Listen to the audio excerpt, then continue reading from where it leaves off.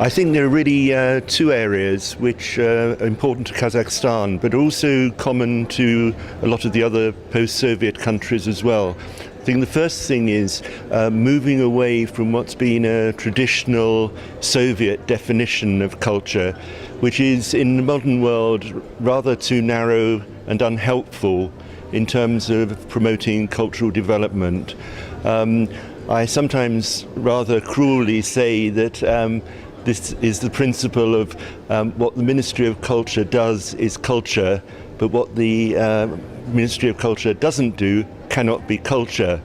This is unfortunately I think the sort of general definition of culture, although it's not a polite way of putting it. But if you go and see a group of young people in the street, in a cafe, in a club or whatever, you'll find that their definition of culture and how they occupy themselves culturally probably differs quite a lot from what the Ministry of Culture is responsible for. And I think bridging that gap is quite important, and it's a question of definition.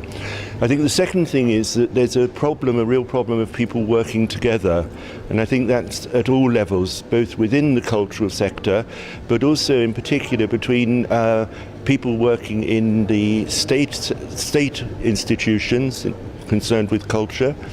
people working in independent organisations and NGOs related to culture, and also equally important, people working in the private and commercial sector related to culture, because this is becoming increasingly important, and it's the synergy, the working together of those three groups, which is going to be important for any modernisation and serious development of Kazakhstan towards 2050, which I know is a goal for the government.